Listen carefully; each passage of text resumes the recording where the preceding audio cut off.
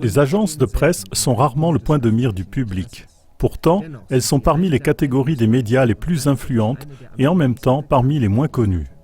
Ce sont des institutions clés avec une importance substantielle pour chaque système de médias.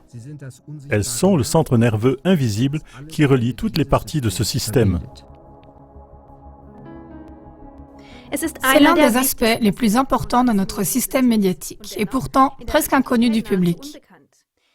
La plus grande partie des nouvelles internationales dans tous les médias principaux provient de 4 agences de presse seulement. New York, Londres, Paris et Berlin. La position de monopole de ces agences a plusieurs conséquences. Elles déterminent le choix des reportages, elles décident de quoi on parle et de quoi on ne parle pas, et il est évident que les reportages sont très uniformes et ils sont souvent simplement copiés. Ainsi, par exemple, les médias principaux n'ont pas parlé de la procession de paix en Ukraine et du voyage de paix à Moscou, puisque selon la radio-télévision suisse SRF, les grandes agences de presse n'en ont rien dit.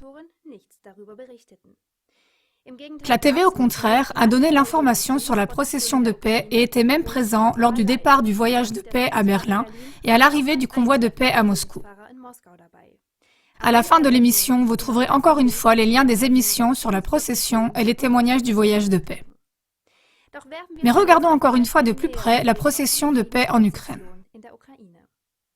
Le 27 juillet 2016, la procession de paix organisée par l'Église orthodoxe russe arrivait au centre de Kiev. Le but était d'inciter le gouvernement de Kiev à mettre fin à la guerre dans le Donbass. Les participants parlent d'environ 100 000 personnes qui seraient arrivées à Kiev. D'autres parlent de chiffres allant jusqu'à 1 million de personnes qui ont passé la nuit dans Kiev et autour de Kiev dans de nombreux camps de tentes, chez des milliers de particuliers, dans des institutions religieuses et des hospices, et qui, après la procession, sont rentrés chez elles dans des cars et des trains en grand nombre. Le gouvernement de Kiev s'est bien gardé de révéler le vrai chiffre. La procession de paix a été minimisée par les médias principaux occidentaux ou n'a pas du tout été mentionnée, bien que les images en disent long. Le 25 juillet 2016, il a été demandé à la radio-télévision suisse pourquoi il n'informait pas de la procession de paix. Leur réponse a été la suivante. À ce jour, nous n'avons reçu des agences indépendantes dont nous recevons des images, Reuters, AP, AFP, aucune information et aucun matériel vidéo concernant cette marche. Selon les recherches de notre correspondant, la marche n'est pas aussi importante que prétendu. Ainsi, pour les Ukrainiens humiliés, les médias principaux portent à juste titre le nom de presse de mensonges. Mais qui se trouve exactement derrière ces agences de presse? Pour voir cela, nous passons l'antenne à notre studio de Koblenz. Merci beaucoup au studio de Dresde. Oui, qui se trouve derrière ces grandes agences de presse? Premièrement, l'agence américaine Associated Press, AP, avec plus de 4000 employés dans le monde entier. AP appartient aux entreprises de médias des États-Unis et a sa rédaction principale à New York. Les informations de l'AP sont utilisées par environ 12 000 médias et atteignent ainsi chaque jour plus de la moitié de la population mondiale. Deuxièmement, l'agence France Presse, AFP, qui est quasiment publique, a son siège à Paris et emploie également environ 4 000 personnes.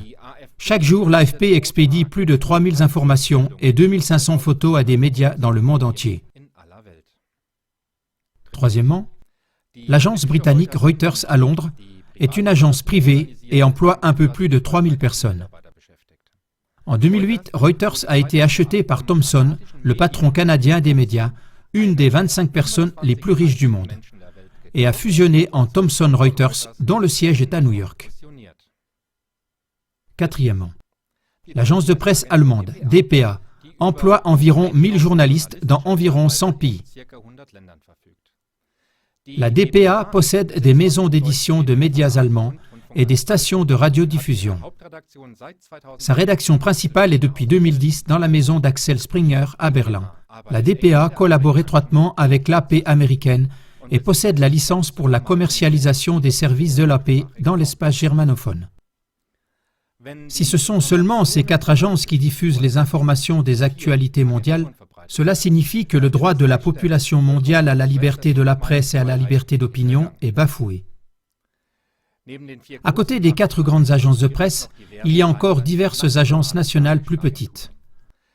En Autriche et en Suisse, ce sont l'agence de presse autrichienne, APA, avec environ 165 rédacteurs. L'APA possède des journaux quotidiens autrichiens et l'ORF.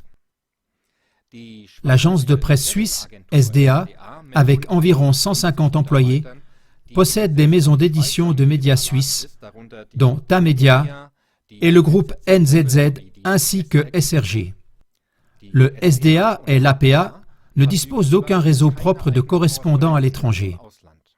Au lieu de cela, ils collaborent avec la DPA et les grandes agences pour avoir accès aux nouvelles internationales et informer leurs médias nationaux sur l'actualité mondiale.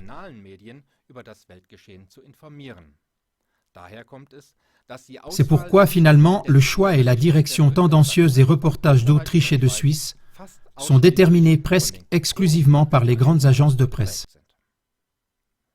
Mesdames et messieurs, ces faits n'indiquent-ils pas clairement que la population n'est pas informée de manière équilibrée sur les intentions des gouvernements et la situation réelle, et que nous ne pouvons plus parler d'un journalisme libre et indépendant?